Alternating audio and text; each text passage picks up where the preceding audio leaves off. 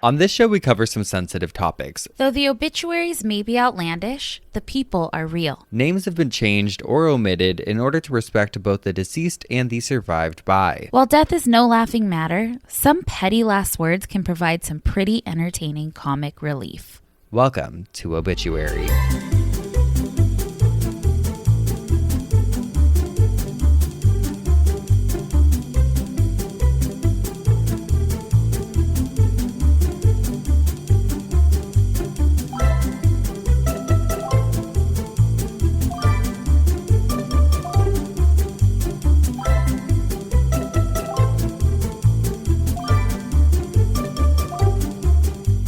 Welcome back to Obituary. I'm Spencer Henry. And I'm Madison Reyes. And as you Geoffs can see, if you are watching on YouTube right now, we are so back. We are so back on camera, baby. On camera with our new set. Sets. Plural. Okay, we are doing a little plural action. Geoffs, we have been keeping a secret from you, and now it's time to talk about it. Let's talk about it. Let's talk about the elephant in the room, which is the fact that we are not in the same room right now. Because I did just so happen to move across the country. The gag of the century. Are you kidding me?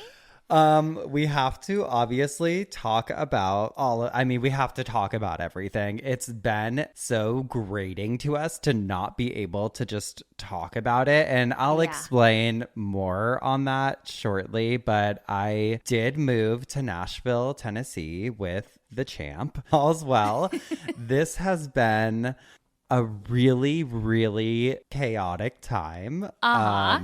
But really good as well. First things first, obviously, you guys have nothing to worry about when it comes to the show and our friendship. Nothing is changing. In fact, I feel like we talk on the phone maybe even more than we did before. We are living on FaceTime with each other, but we're also still seeing each other. So Madison, you came out here before our Tulsa show. The champ will be working in LA on a monthly basis, and we're going to figure it all out. We'll be going back and forth. And then obviously when we can't be together, like for instance, probably November, December with the holidays and everything, if we see each other during that time, I want to just see each other and not work. So we'll probably just be remote. But we actually planned on telling you guys sooner, but we were waiting for our wallpaper and getting our little houses set up so that we could record together. I'm freaking out right now because this feels like a scary secret. Like it feels like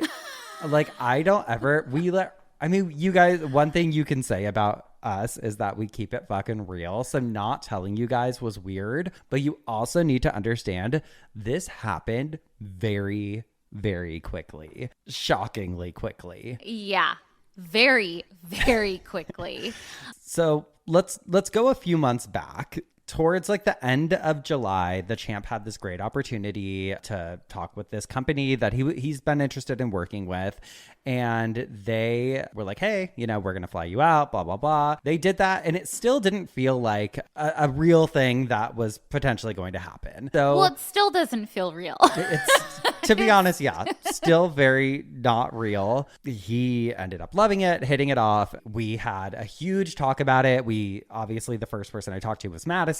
During that time, he's like, you can talk to Madison about this. Like, we were keeping everything just on the hush until we knew for sure. But he's like, you could talk to Madison. So I talked to Madison. And then the next step was to talk to our families. We wanted everyone's input. Everyone's like, you know what? You guys don't have kids yet. Now's the time if you want to do a move like this. But also, and I know this was your experience as well, girly, every single person that I told I am moving to Nashville, Tennessee was like, what is Madison going to do? Like, what about Madison? Is she gonna, like, what's going on? Is she gonna move? Blah, blah, blah. And I'm like, we'll see. Let me test the waters first. No, I will not be moving.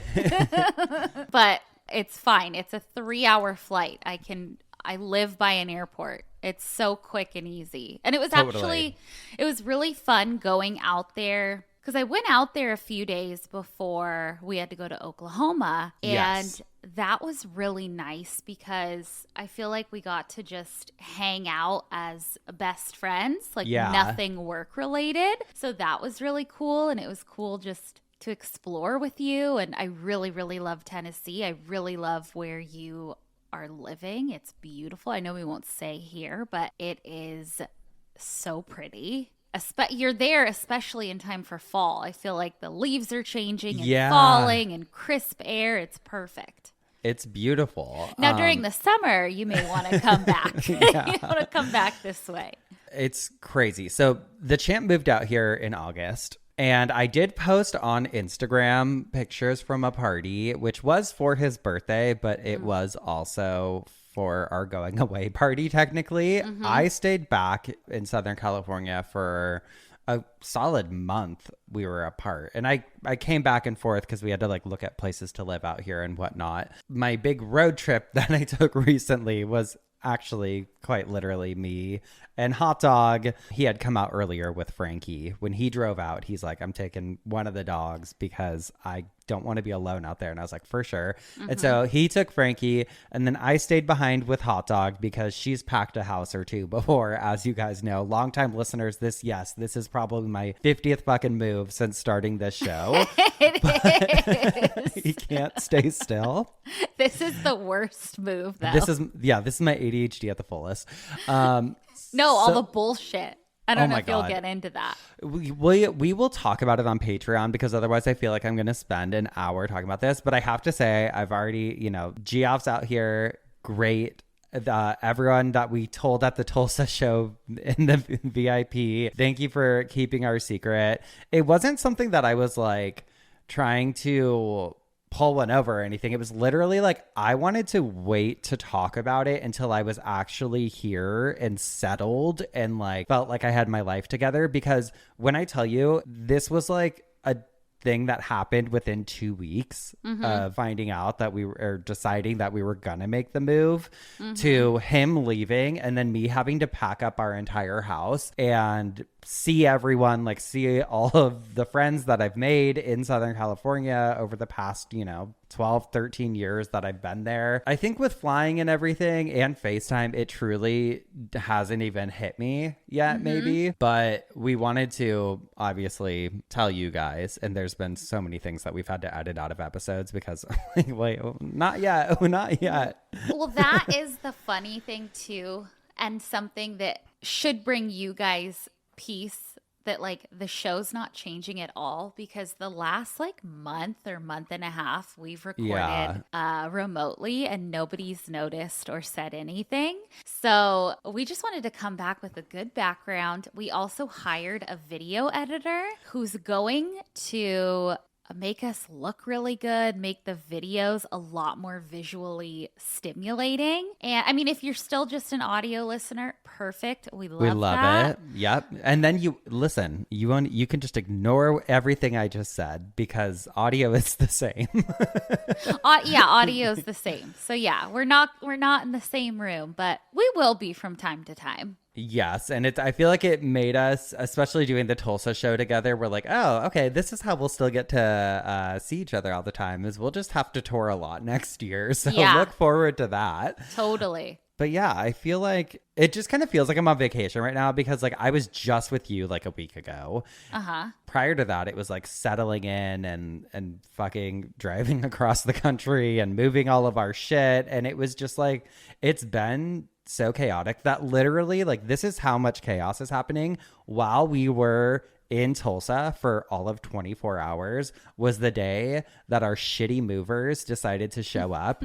And that's a whole story in and of itself that I have to save for Patreon because it's just it's long-winded, but it's fucking wild, the shit that we dealt with. It was supposed to be there way prior to that. And anyway, literally, so shit was getting moved into our house the one day that we're in Tulsa. And so it's just been like absolute madness. But we do have beautiful wallpaper, as you guys can see. We wanted to like create kind of like a similar-ish vibe with one Similar-ish another? vibe. Yeah. So I've got the dark navy poodle heads everywhere. When I Yep. first put it up, as much as I love poodles so much, I started to freak out a little bit. Like, oh God, I can't look at these heads all day long. What the hell did I do?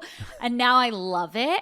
But yeah, I've got the navy blue. Spence, you've got the dark kind of olivey green. Yeah, and I've got a You've bunch got of horses.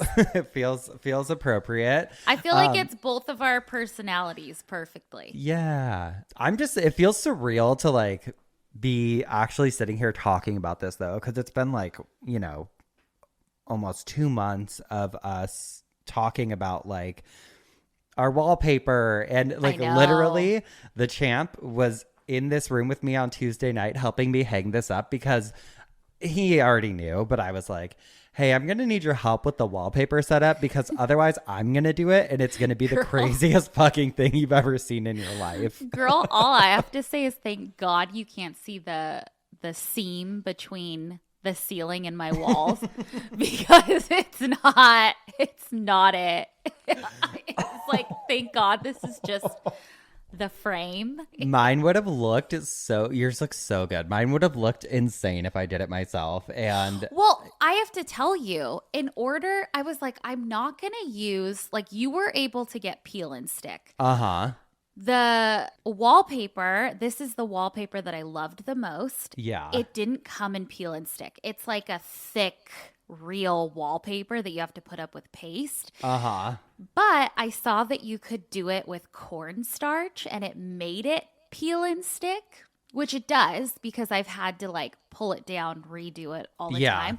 But I was like a chemist. I had to go buy cornstarch, cook it on the stove.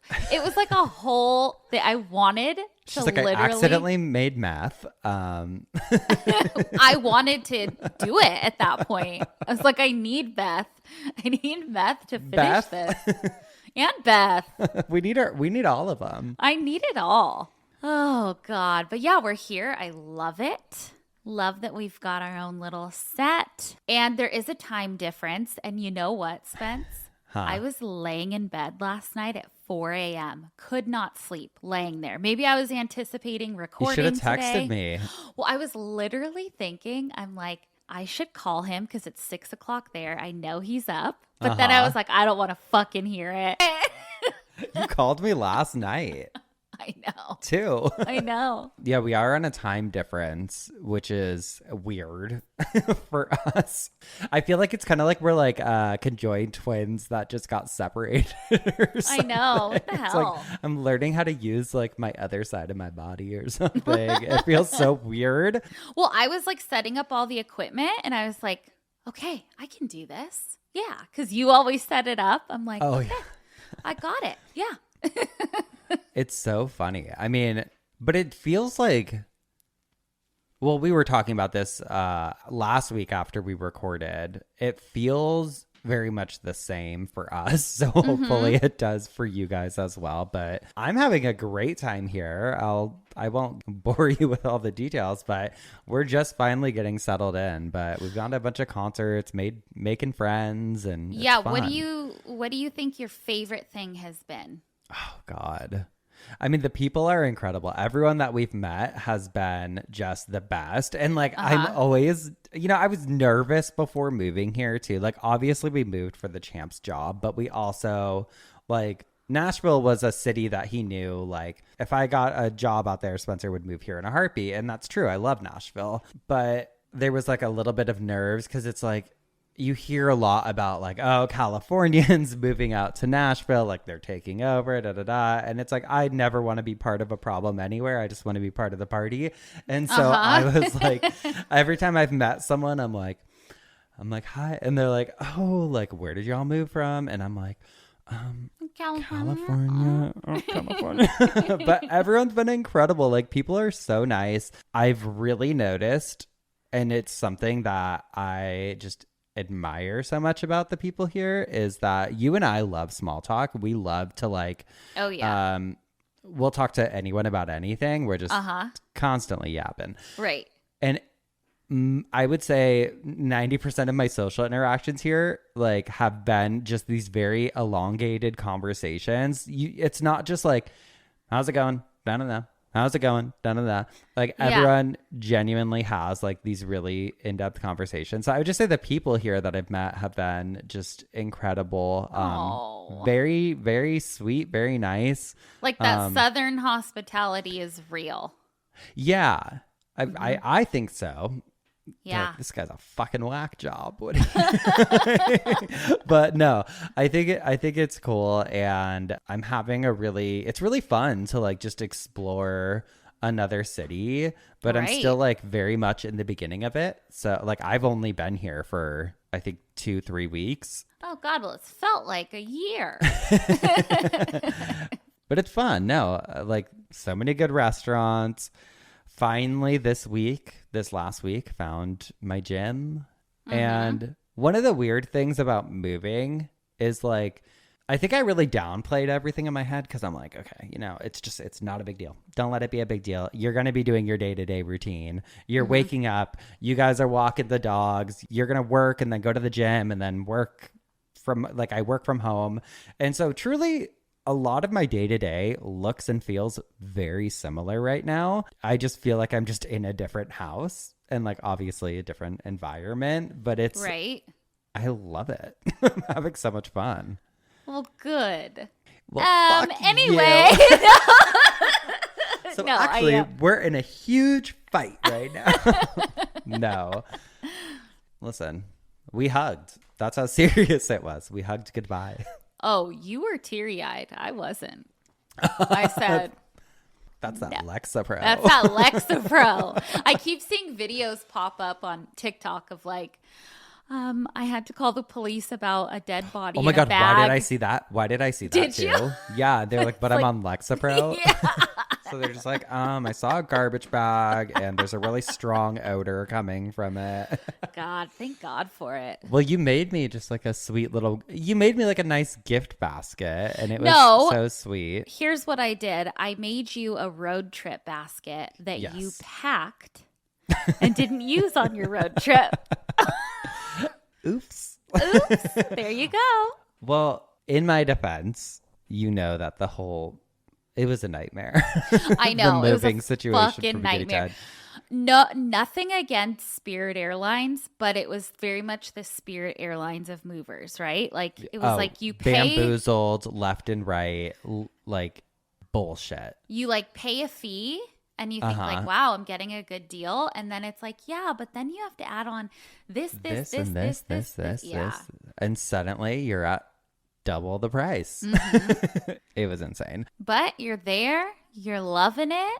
I'm here, I'm loving it and having a great time. And I'm actually so excited for my coffin spinner because I'll talk about it when I get to my coffin spinner, but it's been a long time coming. Okay. Oh, yeah. Okay. I'm excited to hear because you've told me a little bit, but I haven't gotten like the whole spiel. So, well, what's exciting is the day that this comes out is the day before Halloween.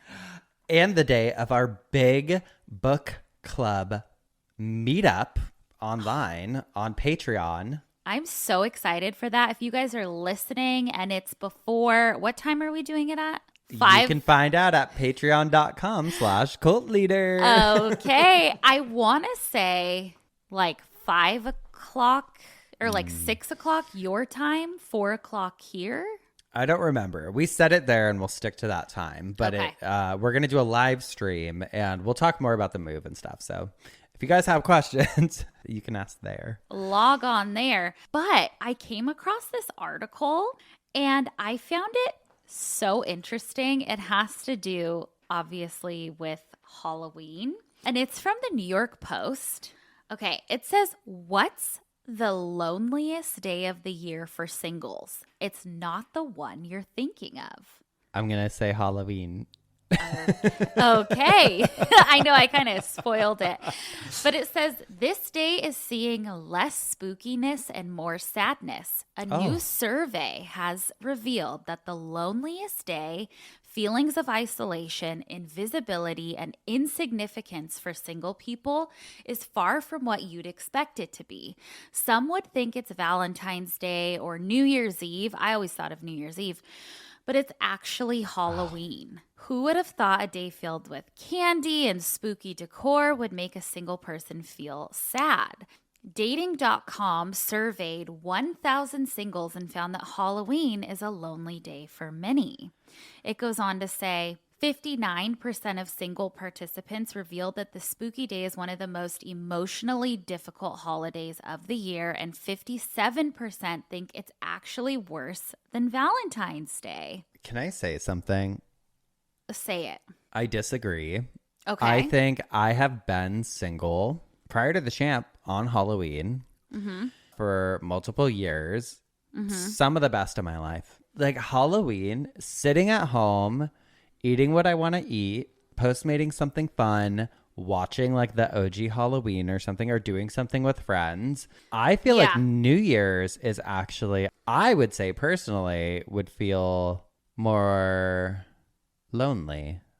I agree with that. I think New Year's totally can, because there's like a kiss, you know, revolved around it too. Like, kiss your New Year's person. We did New Year's together several times when I was single. I had a few that were just me, you, and Cisco. And then my thing was, even if I was single, I was like, well, I can host something still.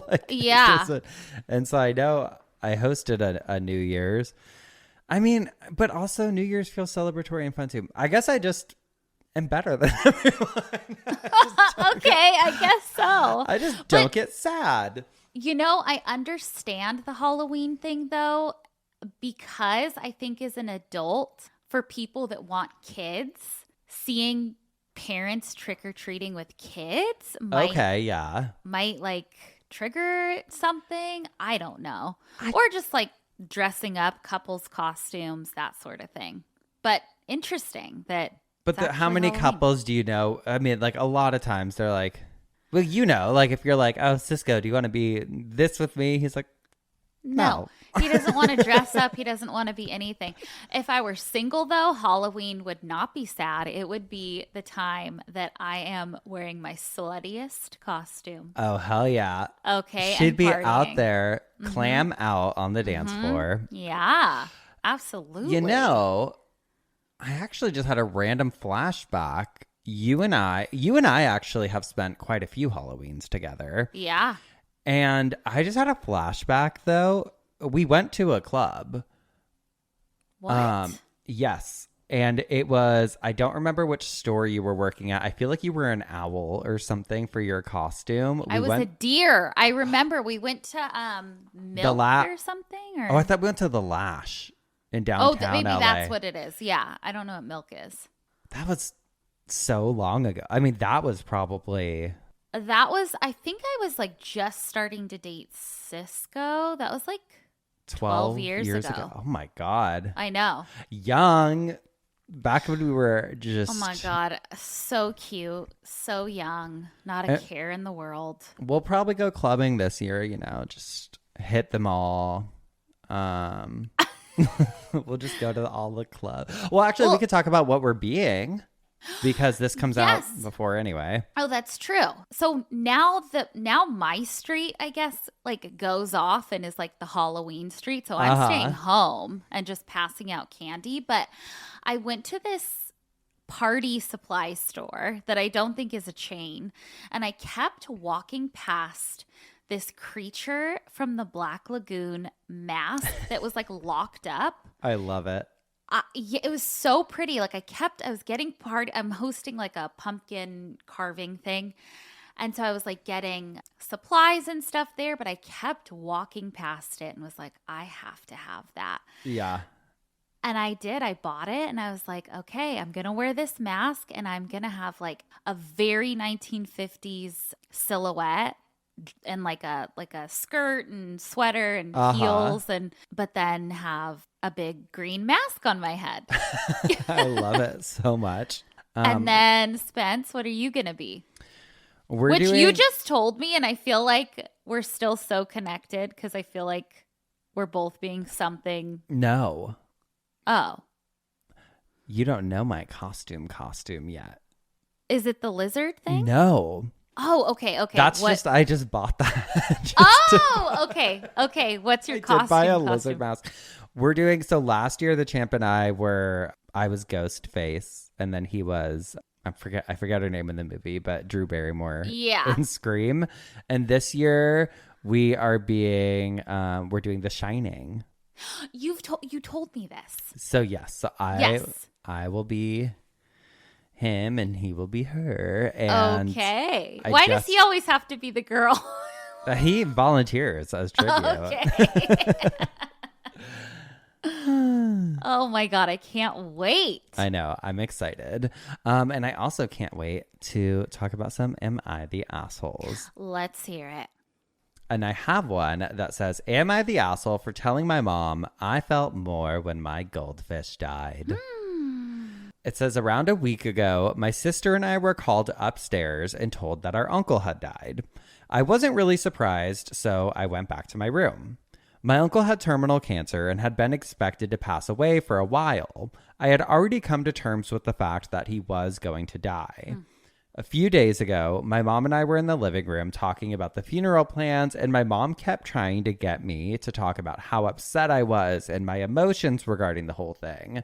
Truthfully, I don't have many feelings towards it. He had cancer. We knew he was going to die. I told my mom I was more upset when my childhood goldfish had died, which is the truth. But I might be an asshole for saying it out loud. My mom got mad at me and sent me to my room and now has been avoiding really talking to me at all. Edit to add, my uncle that died was my father's brother, not my mother's. Okay. I mean, I don't know if you're an asshole because that's how you feel, but that's really harsh. Yeah, it's like a rude thing to say. Yeah, right? That is a rude thing to say. I don't know. Maybe you need to check yourself, actually. Yeah, because it doesn't say like, oh, the uncle was mean to her or mean to them or anything like that. It's just like, yeah, we weren't close. He died. You don't like, and that's also a natural thing that I don't think people really talk about enough is sometimes people in your life do die and you don't really feel anything. You're just kind of like, oh, sad. But like, yeah, that's it. Don't really think about it again. But you don't go to the next you don't need level to say and say, I'd be more upset if my goldfish died. No, you don't need to, double down with a devious comment like such and things. All right, this next one says, am I the asshole for telling my brother his fiance was talking about a dying family member? Okay. It says, I, 19 female, was in a group chat with my sister-in-law to be 28 female and her friend. Me and my family were told in September that my grandmother had cancer and recently learned it's getting worse as the days go by. My brother, 29 male, has been going over there a lot. She's tagged along with him, and my sister-in-law texted the group chat and said that she was annoyed that he was going over there.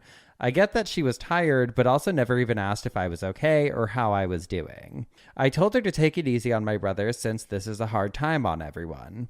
Well, I was keeping her up to date on things and told her that my grandma's cancer has spread, and she got mad that they might have to cancel plans with my brother's childhood best friend, and she said she was mad at the fact that he was going over there. I told my dad, who then told my aunt, who let everything slip out to my brother one day. He asked me to send photos, and I wasn't going to hide what she said about everything, so I sent it. Her and my brother got into an argument over the fact that she was venting to me about my grandma.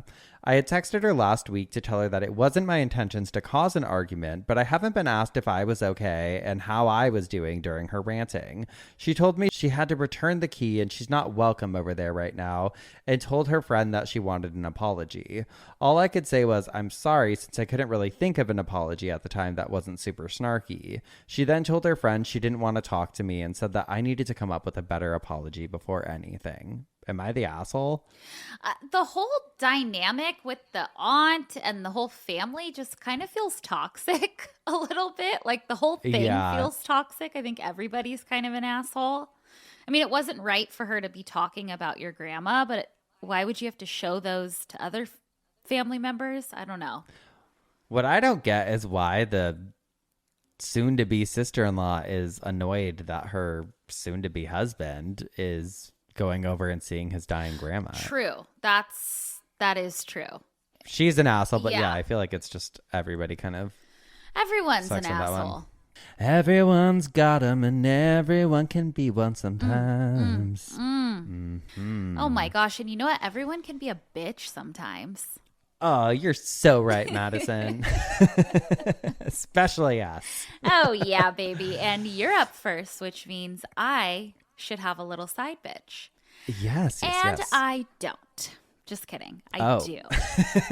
I do. This Plot twist. Plot twist. Well, remember, I still get one. Out of jail free card or whatever. Yeah. So this is from the state newspaper, May 1st, 2007. This says Monster Mash, one hit wonder. He does the Monster Mash no more. Bobby Boris Pickett, whose dead-on Boris Karloff impression propelled the Halloween anthem to the top of the charts in 1962, making him one of pop music's most enduring one-hit wonders, has died of leukemia. He was 69. Rest in peace to a legend. That is like the Halloween anthem, I feel like. It's so good. It's so good. I used to, when I worked for Big Brand, we used to throw activations and events all the time, and I became friends with the DJ there, and her name was Shannon, and I'd always be like, Shannon, play the Monster Mash, and it wouldn't even be October, and everyone like was so corporate. Sometimes they're like, why is the Monster Mash playing? Oh, live a little. Monsters are year round. It's not just for one day. Honestly, I feel like, it's really trying to incorporate Halloween more into everyday life. And we're wearing the colors right now. Oh, yeah, I have a skirt. Ooh. And I have a shirt, and then I have my black and orange hat. And I wore black pants. And I've got orange hair. We're doing it. We're doing it right. Doing it, okay? We love Halloween. Can't say we don't. Can't say we don't. But I can say that we got to take a quick break. But when we come back, I'll tell you what had me spinning in my coffin this week. Alrighty. We'll be right back. And we're back. And Spencer, before I hear what had you spinning in your coffin, we have another update. Bigger news. Yes, this is Yaki, and he is officially ours. Yes. And he is a bearded dragon, and he's an old boy. He's like almost 9 years old, and we love him so much. We love Yaki. Love He's you. so sweet. Yaki, what do you have to say? Okay. Exactly. And we weren't trying to keep Yaki from you guys. We just wanted to wait till he was settled in and it was official. I wasn't trying to lie or tell any fibs. We just had to, the adoption process was a little bit long.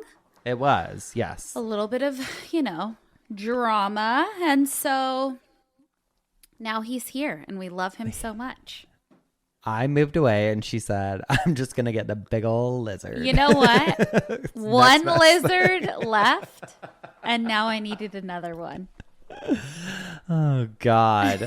Okay. Well, I am so excited because this has had me spinning in my coffin for like 2 months. Back in August, I came out here to look at places with the champ. Mm-hmm. And we went on this ghost tour / true crime tour of Nashville. The tour started out at the Tennessee State Capitol, which is my focus for this week's episode, because it's got stories on stories on stories, and its history is kind of wild. I'm so excited to tell you everything about it because I know you're going to love it. I just have to say, first of all, I fucking love a ghost tour. Like, anytime I travel, anytime I go to a new city, I want to do one because you learn not only like the local haunts, but you learn about the city when you do a ghost tour. Right. Absolutely. We've done one. We did one in Salem. A while back, and that was so much fun. That was so much fun, but you and I never experienced cold like that. Remember, we had to run back to our hotel because we were freezing. Mid ghost tour, we were like passing our hotel on the tour. We literally ran up to our hotel and we were like, throwing on hoodies and shit and running back down to find our group. I've never been that cold. I've never experienced that. It was crazy. That was real But cold. learned a lot, and it was very cool. So fun. I mean, it's like everything that we like to learn about, of course. Like, and we get to walk around and see shit. Right. Sign me up. And so the champ agreed to do this ghost tour with me. And it was really cool because we learned all about the Capitol building. And it's actually, I guess, according to them, set at the highest point in the city. And I think I think part of that was like man-made. Like they built this little hill to put the Capitol up on. Oh, we drove past it when I was there. Yeah, I pointed it out to you. It is on like a hill. Yes, yeah, okay. But whether that is a natural little hill or not, I can't say for certain, because there were things that I learned on this ghost tour that once I started researching for the episode, I was like, okay, that's not true. So now I want to go back and I've got a lot to say. Oh, actually. You Californians coming in thinking that you know everything. You want to come into my city and tell me about the ghosts. Anyway, we're gonna work our way from the ground up, the underground up, Okay. actually. But I gotta talk a little bit about the building's history first, and you'll want to pay attention to this because I'm not just fucking giving you a history lesson for no reason. You know there's gonna be something wild. Okay. So the building was designed by this architect named William Strickland, and we'll come back to him later. But the building took place over 9 years, the construction between 1845 and 1859. It cost, I think, like hundreds of thousands of dollars at the time, which would equate to millions in today's monies. And originally, I learned Knoxville was actually the capital of Tennessee. And I think there was a total of 5 other places that once were the capital of Tennessee. But in 1843, 2 years prior to the construction of the capital, the General Assembly chose Nashville to be its permanent capital. Okay. The building itself is pretty grand. It's based on a Greek temple. I can't talk about the history without talking about the history. It was a very laborious project, and the people doing the actual manual labor in building this consisted of a lot of convicts and also a lot of enslaved individuals, which feels important to note. And it's fucked up to think about, like, okay, the Capitol building is being built literally by people that are doing slave labor. Like, Yeah. it's so fucked up. But on the tour we did, the ghost tour, it was mentioned that the Capitol building was the former site of an indigenous burial ground. And while the Trail of Tears absolutely passed through Nashville, I cannot find any information verifying this specific claim about the Capitol sitting on top of a burial ground, which also then I was thinking about it and I'm like, one, it would be really fucked up if that was the case. But even if it's not the case, it's kind of fucked up as a claim to make if there's no verified claims of it actually existing there. Yeah. Maybe there is. Maybe somebody knows something I don't. I'm new here.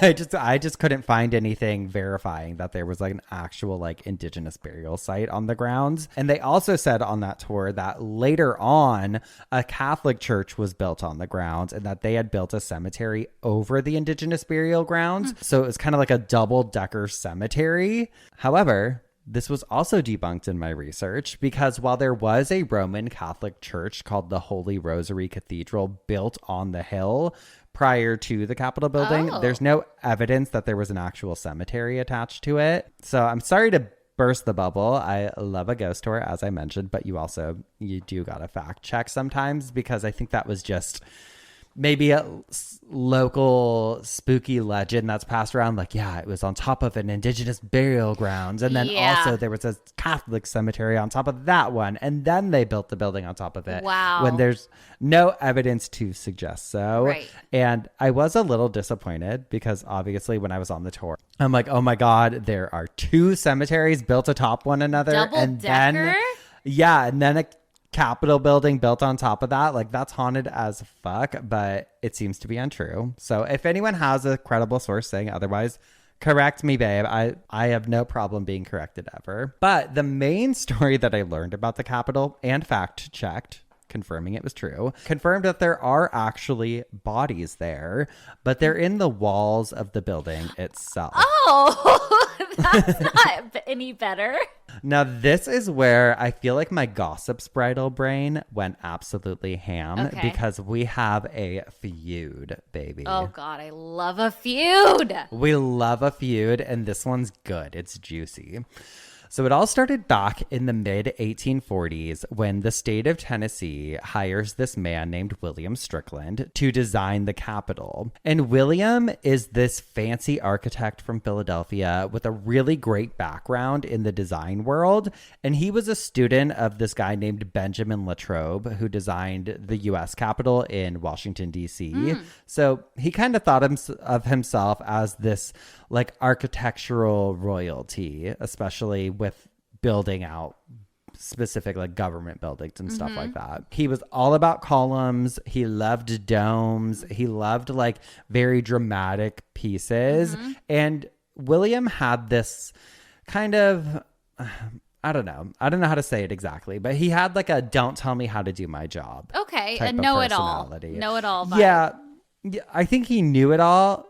And I think he really did know it all. Like he was like, I know what I'm fucking doing here. Got it. Okay. I can understand that when you know something so well, you're like, I don't need anybody's input.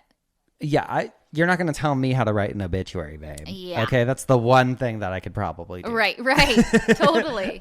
Anyway, no, but he really was largely credited with establishing the Greek revival movement in the U.S. So he definitely had reasons to have this ego, kind of like that bitch. Pretty much brought Greek revival style to the United States, which you see in so many historical buildings. Now, unfortunately for William, the state also hired this man named Samuel Dold Morgan, who was a successful Nashville businessman, to oversee the project and keep an eye on the budget. Okay. Samuel was the kind of guy who would like balance his checkbook for fun. He was a total numbers nerd, and he definitely wanted the building to be impressive, but he was like, I want this done cheap. This creates like a big rivalry between the two men, and they got petty. They absolutely hated each other because William's like, no, we need to have this and we need to use this material and blah, blah, blah. And Samuel's like, no, absolutely not. It's going to be too expensive. And like, basically it's like the equivalent of like, you go to a fucking store and you're like, oh, I think we need this for the house. And like, oh, it's having a husband be like, it's too expensive. I think we could probably find a cheaper one. And you want to just be like, fuck off. Yeah. I want to get what I want to get. Yeah. Like William thought Samuel was just a cheap bitch, basically. And Samuel thought William was this like pretentious asshole. And they fought over a lot of different things, but mostly the materials used for the building. Most notably, the limestone, which, in case you guys didn't know, is incredibly porous. Incredibly porous. And they fought over everything from like how things should be operated to the building itself, to timelines. Basically, every brick laid in that building came with some sort of sarcastic comment from one to the other. And it was rumored that their fights were legendary. Like they would just go at it. So they were just like fighting constantly, and workers would even say when it was like lightning and thunder outside, they're like, no, that's the two of them fighting. Did they have like Southern accents too? Well, one was from Philly, so one probably had like more of like a Philly thing going on. Oh, cool. Okay. Yeah, one was from Nashville. So he did. He's probably like, you're not going to... What? Okay. Listen here, feller. You're not going to spend all this goddamn hard-earned money from the American people on this building. Oh, the Nashville guy was the one who wanted the cheap. Yeah. Got it. Okay. Yes. And then William was like, but no, because he's from Philly. And people from Philly probably thought they were better than everybody at that time because of like science and the medical industry, right? Like the medicine aspect. They were like, yes. Yeah. We were cremating people. We were doing it all. We were doing phrenology at that time, baby. Yeah. But I just love that It's so well recorded and well documented, like how much these two men just hated each other and like would go at it. Like it's just, I wonder, I gotta know if they like laughed. I wish I could hear the actual insults themselves because everyone says they were so petty. And I'm like, I wanna, like, did he go after, like, one of them, William, I believe, had these like really intense sideburns. I'm like, did he talk shit about them? Like, I wanna know. It's funny because it's like sometimes you look at people with such a crazy feud that you're like, you guys are so alike and you would be best friends if you just got over your shit. Yeah. Totally. But here's where things get interesting. So William Strickland, the designer, unfortunately dies in 1854 before the project was finished. Okay. And I have his obituary. It says, death of Colonel William Strickland. This gentleman, the architect of the state capital of Tennessee, died in Nashville on the 6th. Instant. He was one of the most distinguished architects the country has produced, and the magnificent Capitol, his last and greatest work, will be his appropriate monument. By an act of last session of the legislature, a vault in the basement is set apart for his burial place. Wow. So William loved the building so much, obsessed over it, really, that he asked to be buried inside of it. Okay. And they granted his wish, and he is entombed in the northeast corner of the Capitol's foundation, forever guarding his masterpiece. Wow. The Capitol was finished 4 years later in 1859, and actually William Strickland's son, F.W. Strickland, supervised the completion, which I thought was kind of cool because it's like he's protecting his father's legacy. Mm-hmm. But here's where things get really interesting. Years later, Samuel Morgan dies in 1880. His obituary reads as follows. Colonel Samuel Morgan, one of Nashville's most successful merchants and public-spirited citizens, died in a protracted and painful illness on the 10th instantly. He was nearly 82 years old, having been born at Staunton, Virginia, November 8th, 1798. And girl, he too was buried in the Capitol. Oh, but just out of spite. Not anywhere near William Strickland. Okay, of course. They put him in the opposite corner of the building in the southeast wall, which was like the furthest possible point from William. So today, both of their bodies are there, entombed in the same building, sealed into opposite corners, like two kids on timeout for all of eternity. Oh, I love it. They're probably still feuding. Rumor is they never stopped bickering. So security guards and night staff have all reported hearing footsteps echoing throughout the empty corridors. There's doors slamming shut on their own. And people say you can hear arguing in the basement. And people swear that if you stand quietly near the walls at night, you can still hear them debating. And I have pictures that will include of their burials, because you could just like walk up to the wall and it's like, it has their plaque and where they're actually buried. Mm-hmm. So stood on that wall. It was crazy, but they're also not alone there, which I thought was really interesting as well, just for a Capitol building to be a burial site. Yeah. So it's also home to two more permanent residents, and that is President James K. Polk and his wife, Sarah Childress Polk. James Polk was the 11th president of the United States, and he died in No clue. And he died in 1849, just a few months after leaving office, likely from cholera. Oh. And he was originally actually buried at his plantation, Polk Place, just a few blocks from the Capitol. And his wife, Sarah, lived there for decades after his death. But after her death in 1891, Polk Place was sold off and their graves were moved up to the Capitol grounds, where they rest today under a marble tomb designed, ironically enough, in the same Greek style that William Strickland had made famous.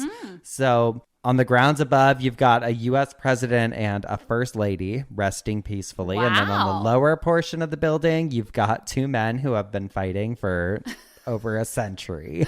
Oh my gosh. That's crazy. It's apparently a paranormal hotspot. There's a lot of talk of like spirits, and they say that like if you look up at the top of the building, before there were railings, I guess there were several instances where children fell off the top of the Capitol. So there's like lots of talks of spiritual activity, Got it. paranormal Yeah. activity happening there. Oh my gosh, that's crazy. But I was so excited to learn that story, and then I was like, well, I'll save it for when I get to actually talk about it. Yeah, that's perfect. What a perfect introduction to Nashville for you too. Honestly, yeah. I mean, last time I was here before that was when we did a show here.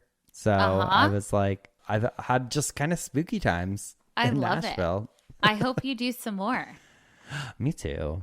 I'm going to do my own ghost tour, actually, is what I'm going to do. I'm going to tell people the real history. Okay. All right. Verified sources. Okay. Well, we'll see how that goes. All right. We're going to take a quick break. And when we come back, Madison's going to tell us what had her spinning in her coffin this week. All righty. We'll be right back. And we're back. What had you spinning in your coffin this week, girly? Okay, my little Halloween ghouly girlies. Today's coffin spinner is actually pretty special because not only is it Halloween adjacent, but it's also the 156th anniversary of one of the deadliest and most ironic food disasters in British history. Okay, it is wild. On October 30th, 1858, the day before Halloween, a bunch of unsuspecting Victorians ate peppermint humbugs and dropped dead. What's a peppermint humbug? Okay, I had to look it up too, and they still sell them, but they're like these little striped peppermint candies. We'll put a picture up. They come in all different colors, but I believe that these were like the white and like kind of a brown or gray. But they're not like round. They're like a weird kind of oblong, almost like a ball, but not. I don't know. Okay. But yeah, they still sell them. When I was thinking about this, I was thinking about like when your parents would say like, "Don't eat the candy yet. Let me inspect it." I know you've covered, I think on Cult Leader. I don't think here, like just all of that, like the Halloween candy. Yes, yeah. But this is like the first. This is like wild. And I mean, and obviously awful. So let's get into the Bradford sweets poisoning of 1858. We are in Bradford, England. It's October 30th, 1858. It's cold. It's really smoggy, like the air's full of smog. It's like a super industrial area. However, there is a little ray of sunshine amidst all of the gloom, and that is the Candyman. The Candyman. The Candyman. This specific Candyman is a market vendor named William Hardiker who sold candy to everybody in the area. His nickname was Humbug Billy, and he was known for his peppermint humbugs. So he's doing his thing that day. He's hawking a ton of candy, making money, etc. Now, around this time, like this time period in history, most candy sellers would have to bulk out their sweets with filler. And we've actually covered fillers here in Victorian food, but I don't think we've touched candy.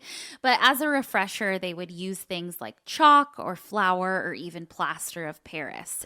Oh my God, remember? Yeah, like in breads and stuff. But it wasn't deadly. I mean, I guess over time, but it wasn't what I'm going to talk about. It's not that bad. They did this, I guess, because sugar was extremely expensive. So awful, unhealthy filler is what they turned to.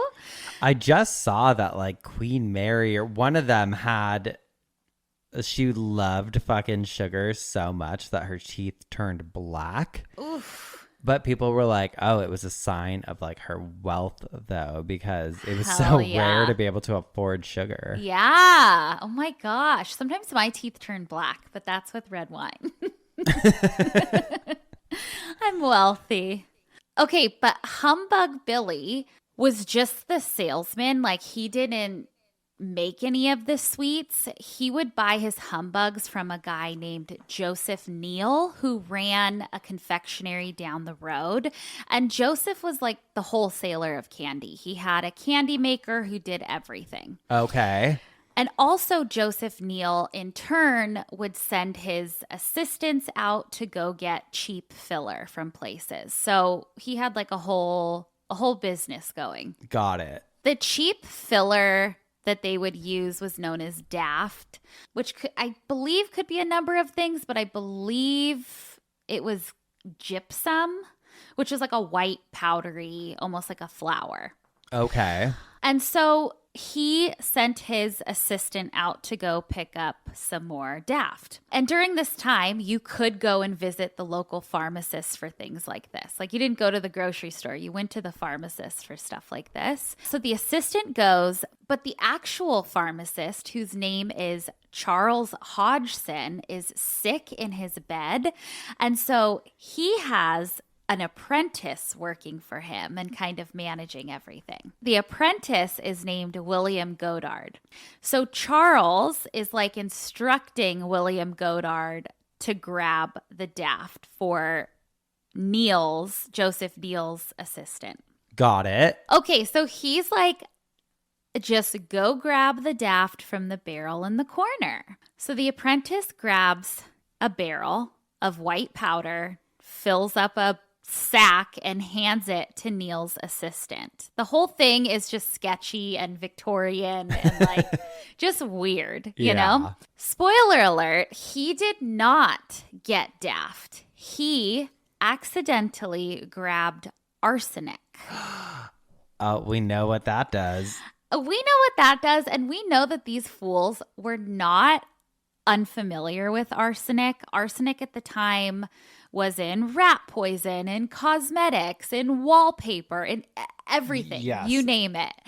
But it was a low enough dose to cause harm over the years and not kill you instantly, like in cosmetics and that kind of stuff. Not here, though. So yeah, arsenic is poison, and it looks a lot like flour. But Good to know. Good to know. Good to know. It obviously kills like poison, though.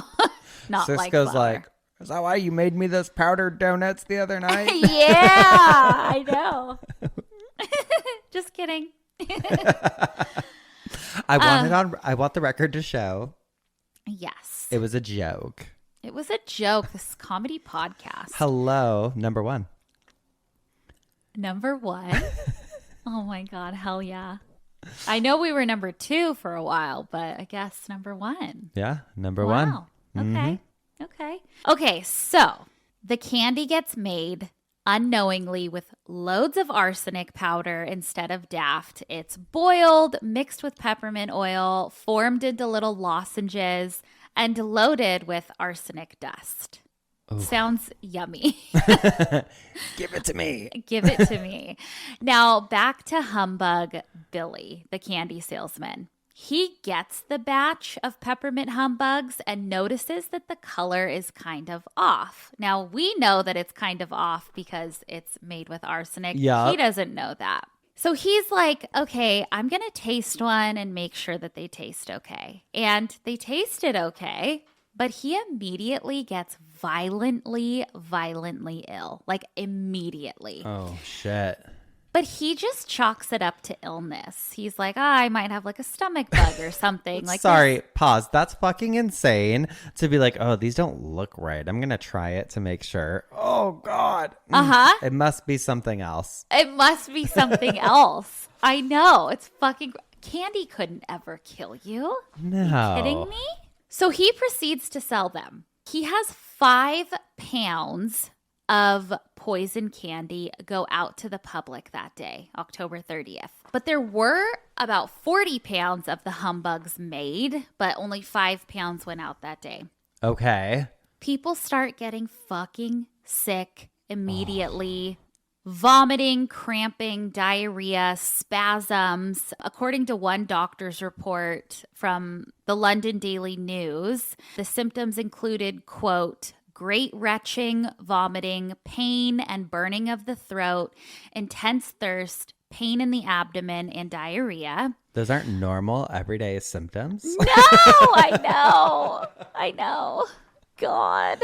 The first confirmed deaths are 2 boys, 8 and 11 years old, and more fall sick literally by the hour. Shit. At first, the doctors are like, okay, this is more cholera, because cholera was a big thing back then. Yeah. But the problem was that the symptoms hit way too fast, and they seemed weirdly concentrated in like a certain area. So the doctors kind of ruled that out. I guess one man was like trying to get to the bottom of it, and he ate one of the candies and like to test it, and he collapsed in agony. And they're like, well, probably something else. It's probably cholera. Who knows? But a father, there's a ton of stories, but a father came home to find his 2 young sons dead in bed, which is so sad. And the only thing that they had eaten were the peppermint humbugs. Shit. So panic starts to set in everywhere. The Bradford authorities start sounding the alarm. Like literally, they are walking up and down the streets through the town between 11 p.m. and 5 a.m., shouting warnings at everybody not to eat any of the candy. Like they are waking people up out of sleep. They are putting posters out everywhere talking about a poison plague. And so everybody throws out their candy. But from the Bradford Observer, it says, quote, the quiet slumbers of countless individuals were disrupted at midnight. 2 bellmen traveled through all the streets of town, thus every possible precaution to check the progress of the poison plague was put in operation. Now, when the dust settled, more than 200 people were poisoned and at least 20 people died from these fucking peppermint humbugs. Fuck. The sad part is most of them were children. I have a newspaper article that like lists the dead and their names and everything. And we've got 5 years old. We have 2 years old. We have 9 years old, 15, 16, 38, 2, 7, 4 to 21, 17. Like all very young people passed. Is that why people these. say bah humbug? I don't know. Maybe. We should look that up, actually. We should. So police start tracking the candy supply chain, and they go from Humbug Billy to Joseph Neal, who's the wholesaler, to the pharmacist assistant. They were all charged with manslaughter. And when that happened, everyone starts blaming each other. So like Joseph Neal says that he just followed normal procedure. Humbug Billy says that he was sick, so how could he do anything? And then the pharmacist assistant says that nobody warned him. So they were all like pointing fingers, and that none of them meant to hurt anybody. They just didn't know. So technically, nobody broke a law, and because there were no regulations for this kind of thing, they all got off. They were all... That's crazy. I know. But there weren't any regulations. So in the end, no one got convicted. The candy maker, the pharmacist, the assistant, like nobody got convicted. But the tragedy helped spark a ton of changes. So that included the Adulteration of Food and Drink Act, which passed, and then eventually the Pharmacy Act of 1868, which regulated the sale of all types of poisons. Oh, I kind of vaguely remember in our episode that we did you talking about that. One time you did an episode on like kind of the origins of like the FDA or whatever. And that was with the Poison Squad. Yeah. Yeah. The Poison Squad. Yeah.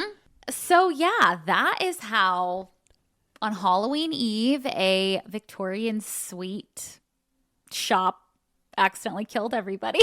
Fuck. Us if we tried to open a God, I know. confectionery. A confectionery. Damn. I know. Very sad. So yeah, watch your candy. If you get any peppermint humbugs, don't eat them. That's scary. I'm so paranoid about food stuff. Like I feel like I have like I've always had OCD, but like I feel like I have like a food OCD ever since I had sepsis, where I'm so paranoid about fucking everything. Yeah. Because like, especially because that was from a really nice restaurant too, where I like initially got my food poisoning that turned into all that. So I don't know. It's nowhere safe. Yeah, I know. Safe. I mean, thankfully we're not doing arsenic anymore, just in a barrel. We at, stopped like, finally. Sprouts. we quit arsenic we're about 2 months clean from it. Yeah. And so that's why I had to move, actually. We were just enabling each other to do arsenic, and it was just... It was too much. It was too fucking much. Too much. Well, thank you for that. I hated it, but loved it at the same time. Just what I like. I have an old obituary today that I would like to share. Is it time for that? Perfect. Yeah, let's get into some. I just wanted to read mine. I was excited because it says Ghost Hunter is dead. Oh, no. Mr. Harry Price, Britain's best-known ghost hunter, died of a heart attack at his home in Pulborough, Sussex yesterday. He was 67 and collapsed while smoking a pipe after lunch. Oh. Mr. Price was honorary secretary and editor of the University of London Council for Psychical Investigation, formerly the National Laboratory of Psychical Research, which he founded. Mr. Price devoted many hours to vigils in haunted houses. BBC listeners will remember an occasion in 1936 when he described his wait in an eerie cellar for the ghost of the ancient Dean Manor near Meatham, Kent. He told listeners how the temperature rose and fell suddenly for no apparent reason, but there was no sign of a ghost. Mr. Price once declared that hundreds of well-educated and well-to-do men and women in all parts of London were constantly practicing devil worship, black magic, sorcery, and witchcraft. He alleged were practiced in London on a scale and with a freedom undreamed of in the Middle Ages. He collected the world's best library on psychical research, magic, and collateral subjects, now the Harry Price Library of Magical Literature in London University, consisting of 20,000 volumes, and he owned the world's biggest collection of ghost photographs. He wrote many works which had been translated into 8 languages. Wow. Well, thank you for that. A spooky guy. I want to see his collection. A spooky guy. I feel like I've heard of Harry Price. Maybe. I don't know. Who knows? Probably done it before. We're hundreds of episodes in it. Honey, who knows? I was excited. New to me again. You know what? I love it. I love it. Well, I have an obituary from the Fort Lauderdale News and Sun Centennial, Sunday, November 5th, 1961. It caught my eye because it said, "Close cousins die together." Us. Yes. Well, just wait. It's pretty brutal. Shit. Bordentown, New Jersey, November 4th. James Jr. and Donald Dyson, both 5, were more than just first cousins. They were extraordinarily close, said an aunt, Mrs. Doris Spolatini. More like brothers, they were always fighting, yet always wanting one another. Their fathers were brothers who married sisters. James Jr. was the son of James and Elvira Dyson, both 27. Donald, a twin, was the son of Billy Jack and Elsie Ann Dyson, both 31. Grief brought the Dysons even closer Saturday. The young cousins, one son of each couple, suffocated together in a refrigerator Friday. Oh my God. Their bodies were found in sitting positions, hands clasping each other at the wrists. The refrigerator was on a side porch of a house being vacated by Ralph Cacase. A 300-man search force began looking for the boys when they were reported missing at 5:30 p.m. At about 9:45 p.m., searchers passed the house and asked if the youngsters had been seen. The answer was no. A policeman asked Ralph Tagg, who was helping Cacase move, if he would check the refrigerator as a matter of routine. Tagg opened the door and discovered the bodies. Burlington County Coroner Peter W. Smith ruled death was accidental due to suffocation. Police said the boys apparently climbed into the refrigerator and the door slammed shut behind them. Billy Jack, Elsie Ann, and Elvira required medical care after learning of the deaths.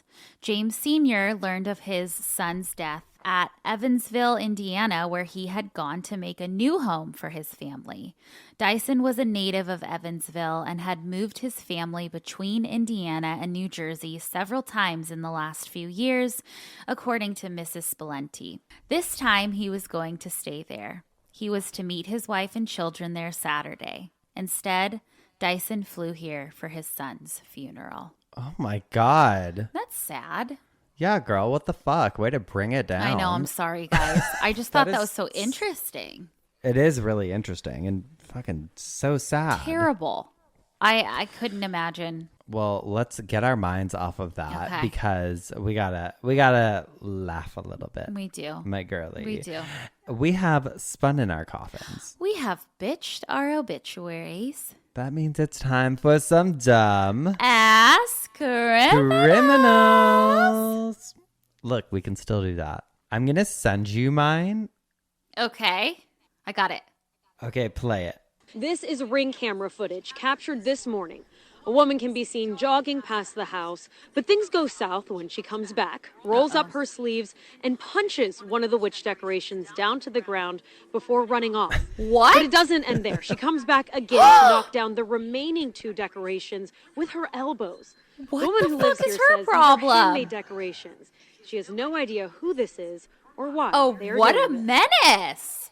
I just wanted to stop, really, that's it, because the kids really do enjoy it, the neighbors, especially when they come out at night and do their walks. It's really disheartening, and not only that, not to just do it are all once, but twice. messed up, I take it kind of personal at that They're point. like, the fuck did I do? Yeah.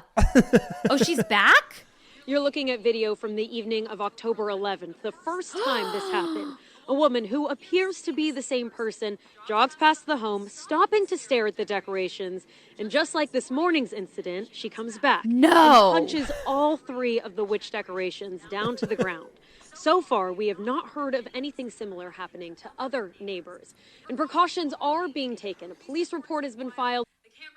Oh, if somebody did that to my Halloween decorations, I would go out there and knock them out. They would get their shit rocked if they did that to my decorations or yours. I'd fly back just to kick their ass. Oh, But hide also- out and wait. Gee, I wonder who's single on Halloween. Oh, yeah, I think it's that lady. That's why she did it. I'm mad they blurred her face. I want to see her. I want her publicly shamed. I guess the video is floating around next door. You can see it unblurred, I learned. But yeah. Okay. But I don't want to get sued, so we'll just leave it as is. Okay. Well, she committed the crime Yeah, so she should do the time. in public. Burn her at the stake. I don't think that's illegal. I mean, as a lawyer, I don't know. As your official legal counsel, which, by the way, we're now offering obituary legal counsel, right? to No, us we're at- not. That Right to will us get at us in obit- trouble. No, we're not. Allegedly. Oh, God. Well, I have one from 2008, but I just loved this woman's mugshot. This is from Fox 19 Now. Is it mine? Were you locked up in 2008? 2008. I was. Fuck, I wish I had your mugshot. Me too. Oh, God. It probably looks nuts. Yeah. This says, woman in cow suit had been arrested many times. This Oh, shit. lady. I hope we can put a picture of her. Oh, that's good. So, This says, a Middletown woman is behind bars charged with disorderly conduct after she was arrested while wearing a cow suit. It happened Saturday in the 3100 block of Wilbraham. Police say Michelle Allen was getting in the way of traffic and chasing children while wearing her cow suit. She's also accused of urinating on a neighbor's front porch. Just wait. According to the police report, Allen smelled strongly of alcohol and threatened the arresting officer. Police say this is the 50th time she's been arrested. Even after 50 arrests, this was still a surprise, said Major Mark Hoffman with Middletown Police. Allen was also wearing the cow suit when she appeared in court Tuesday morning. Okay? And her antics didn't stop there. She got up to the court and was challenging people to suck her udders. Mother udder. I love her. Love her. I want to interview her. I know. It goes on to say, I guess she served in a jail cell 30 days. I hope they let her wear that suit. It's black and white. It's black and white. I just love that. I would have loved to seen that. Love but her. arrested 50 times, that's pretty wild. God, a menace. I know. Absolute menace. Well, if you Geoffs are listening to this on the 30th, tune into our Patreon live stream tonight. We can't wait to chat with you all.